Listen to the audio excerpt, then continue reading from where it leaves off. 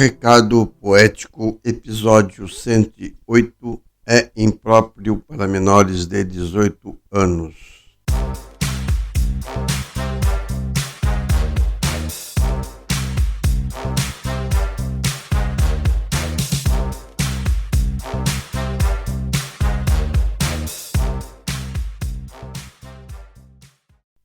A cadeira de espaldar alto, capítulo 35. A cadeira de espaldar alto estava em sua 10ª edição, permanecendo mais de 4 meses em primeiro lugar. A mídia editorial não sabia como explicar tamanho interesse por um livro que muitos criticavam como subliteratura. Talvez, como disse um crítico, abre aspas, acho que o sucesso do livro se deve ao fato de despojamento de estilo, onde o escritor, baseando nas anotações sentimentais da produtora Babel, escreve sem ter noção do que estava fazendo. Isto é, queria contar uma história simples, sem os arroubos literários, e parece que conseguiu. O que me impressiona é que bateu o recorde, ultrapassando até o mago Paulo Coelho, que já é um sinal de que está havendo uma mudança significativa para melhor, pois ninguém merece Paulo Coelho, só os franceses mesmos. Fecha aspas. Quando Denver elaborou o projeto, sua intenção era fazer um estudo profundo de como os objetos influem consideravelmente na vida das pessoas. Optou pela cadeira porque viu em várias notícias que lera a presença quase constante em mortes misteriosas que não trazia a pecha de assassinato. Não havia um assassino. As mortes foram todas ocasionadas por uma coisa ou outra: ciúmes, poder, inveja, ganância.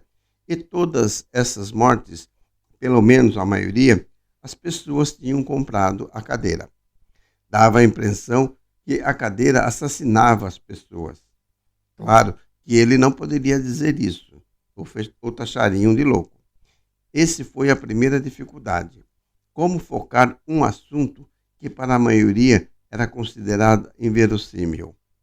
Chegou à conclusão que toda pesquisa que fizera, que todo material que vinha estudando, não lhe daria o poder em dizer afirmativamente isto ou aquilo. Isto é, ele não poderia dizer que fora isso mesmo que acontecera. Tinha que fazer tudo como uma suposição, o que tornaria o seu trabalho fraco, sem consistência, sem um peso que fosse de consideração. Portanto, estava sem saber como fazer. Foi então que surgiu Babel. No primeiro e único encontro que tivera, o saldo poderia se dizer negativo, pois Babel não colaborou muito. O que desejava era uma opinião dela, e logo as informações e não confidência. Denver percebeu nas palavras um timbre de raiva, desgosto, ódio e amargura. Fisicamente, Babel parecia uma pessoa saudável, controlada, mas aos poucos, conforme a conversa progredia, viu que a fachada que se apresentava firme era, na verdade, uma forma de se defender dos intrusos como ele. O tempo curto que passara com Babel foi o suficiente para ver como ela bebia e fumava, o que lhe foi crucial. No dia seguinte, o zelador informara que ela tinha sido internada devido à crise alcoólica. 2 dias depois, o noticiário das 8 informava da sua morte e, uma semana depois, recebia 3 caixas cheias de papéis, rolos de filmes, cadernos, fotos que pertenciam a ela. Conforme a carta assinada pelo advogado que a representava, Babel deixava todo esse material para que ele escrevesse um livro sobre ela. Foi o que fez assim que separou os materiais. Os filmes, pedaços de celuloides, trechos de entrevistas. Denver mandou tudo para o Museu de Imagem do Som. Leu as cartas com atenção e mandou para os respectivos endereços. Ficou apenas com as anotações e os cadernos onde ela anotava suas impressões sentimentais e de vivência no mundo do cinema. Depois de uma reciclagem minuciosa, Denver optou em contar a trajetória de Babel em vários contos, que mais tarde poderia ser encaixada num único texto. Após um estudo não tão rigoroso, selecionou o que achava melhor e publicou com o título de A Cadeira de Espaldar Alto. E, o que tudo indicava, ele tinha acertado. A Cadeira de Espaldar Alto já estava na 13ª edição, e, o que tudo indicava, permaneceria ainda por mais meses em primeiro lugar.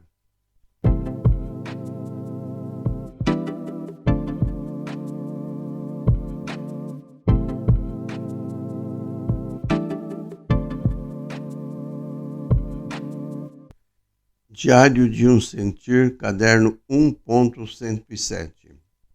A alma fraca carrega a morte como companheira. Não preciso temê-la, pois percorro o caminho todo sempre seguido por ela. Não paro, não devo parar, não posso parar. Temporariamente, o perigoso da vida é senti-la constantemente. É como se fosse concedido um longo adiantamento. Me conscientizo da sua realidade pueril. É a única realidade a me levar cada vez mais. É a sua força que me obriga a mover os pés um depois do outro. Não há mais pranto, não há mais o sentir de antigamente, impetuoso, mas agora há o sentir real de uma vivência que ainda está para ser sentida. É essa vivência não sentida ainda que eu quero. A vida de olhar sem olhar, teimoso olhar de escuta, um despojado olhar sem brilho, eu não quero. Quero o olhar de tocar a crua possibilidade de sentir incomensurável.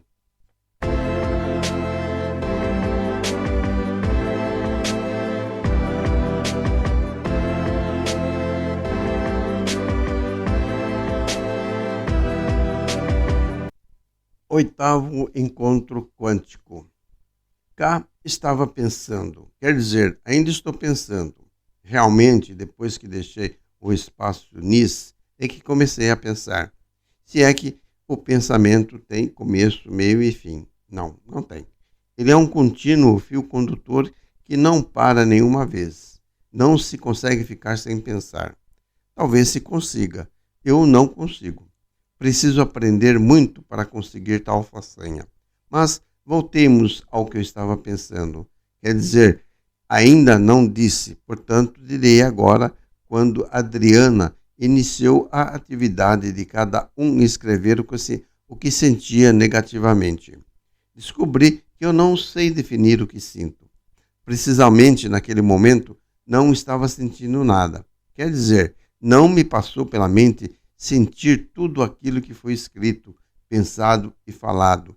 Ciúmes, inveja, orgulho, egoísmo, apesar que já fui muitas vezes chamado de egoísta. Raiva, ódio, falta de confiança, esse tem um pouco. Não sei por que não mencionei. Sei sim, foi o acanhamento que me impediu humildade. Isso sei que tenho, acho até que muito. Creio que não devemos ser humildes demasiado. Aliás, não devemos ser nada em demasia. Devemos ter um equilíbrio em tudo.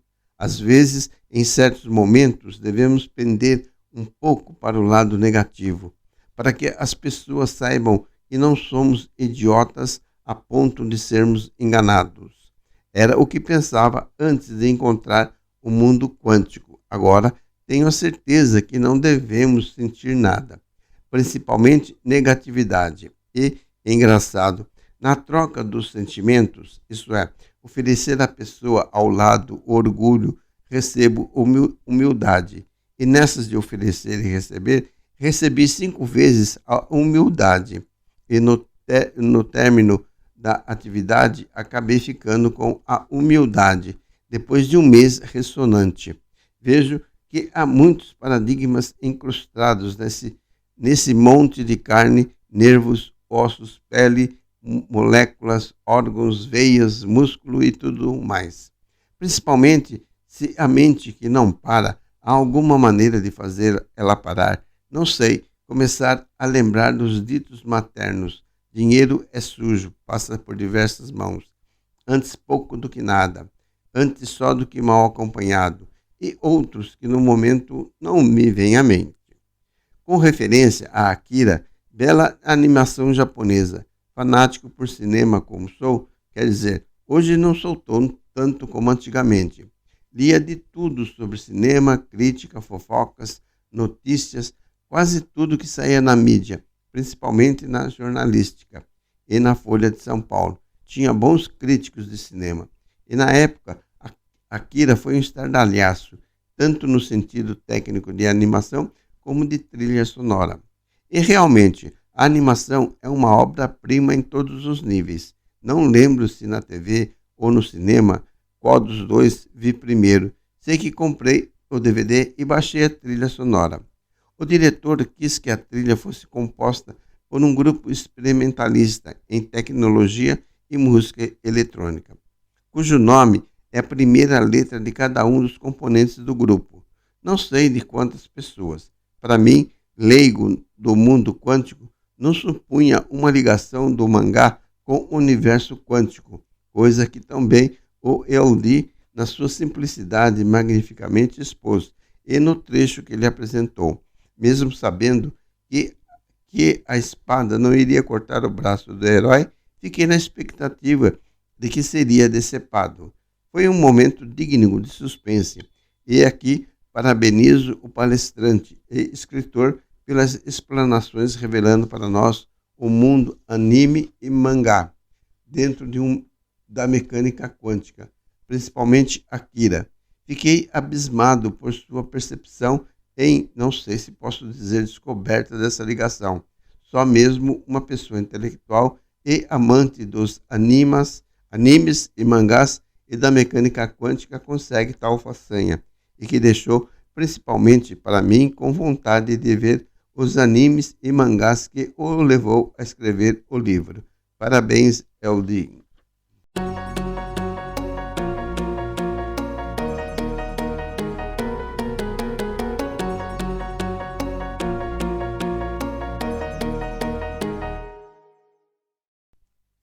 Um caso triste, de Carlos Heitor Cone. A carta apareceu no meio de outras, das tantas outras que venho recebendo ultimamente. O envelope tinha o timbre, o seminário. Vinha do Sul, do mesmo seminário que editava a revista que era então o órgão oficial dos seminaristas brasileiros. Hoje, acredito que em muitos outros seminários surgiram revistas análogas, mas lá estavam o nome e o timbre de pioneiros, o seminário. O diretor da revista pedia-me uma colaboração para o número do próximo Natal. Lera um dos meus romances, Informação ao Crucificado, e dizia que os seminários de hoje já não são como aquele que eu descrevera em meu livro. Fato que, por si, já deu para me causar apreensão. Se o seminário do meu tempo foi tão querido, deixando-me uma nostalgia que até hoje me sangra e maltrata, como seriam os seminários de hoje? Mas a emoção maior não ficou nessa hipótese, a de serem os seminários cada vez melhores. A emoção veio no pedido em si, uma crônica para ser lida, como dizia a carta, pelos meus ex-colegas do Brasil. O seminarista que me encomendou a crônica não sabe de uma coisa. Foi nesta mesma revista que, há alguns anos, saiu publicado pela primeira vez uma página minha. Morrera o cardeal Dom Sebastião Leme. Eu era o cronista do seminário. Escrevia um enorme livro sobre os eventos da comunidade. E o padre ministro, atual bispo auxiliar do Rio, Dom Castro Pinto, encarregou-me de escrever um artigo sobre o assunto, a pedido da própria revista. Mandei uma coisa abominável. cheia de imprecações e frases latinas. Comodo cessidiste potens in proelio tu, que salvum faciebes populum domini. E guardei o resultado. Foi nela que vi pela primeira vez impresso o nome que hoje encima essa crônica. Foi ali, naquelas páginas humildes e quase clandestinas, que comecei a tomar gosto pela literatura, por tudo aquilo que mais tarde se transformaria na minha vocação, no meu ofício, no meu ganha-pão. Muita coisa aconteceu então. Saí do seminário, andei aos trancos pela vida, comi o pão que o diabo, os homens e as mulheres amassaram para mim, mas persisti, obstinado e fiel, batendo em muitas teclas, guardando meus espantos, semeando as minhas cóleras. Veio depois o primeiro livro, e o segundo, o quinto, o nono, o 10º está sendo feito. Se fosse medir pelas balizas temporais da profissão, bem poderia, sem falsa modéstia, julgar-me realizado, completo. Mas o pedido que me veio do sul, de repente, abriu em meus olhos um clarão quase extinto, cuja chama foi iluminar os ângulos amortecidos pelo pecado e pelo esquecimento de meus próprios problemas fundamentais. E vi novamente o rapaz magro, que a batina tornava mais magro ainda, o enorme pátio do nosso seminário, aquele vulto negro andando de lá para cá, o terço entre os dedos, pedindo desesperadamente que não fracassasse, que a vocação vencesse, que a graça triunfasse. Nada deu certo. É certo, mas já estou muito corrompido para me atirar a culpa ou para me redimir com arrependimento. Vou fazer a crônica. Sobre o que é mesmo? Consulto a carta. É sobre o Natal. O assunto está batido. Há até aquele soneto de Machado. Mudaria o Natal ou mudei eu? No meu caso, como em tantos outros, acredito que mudamos os dois, o Natal e eu.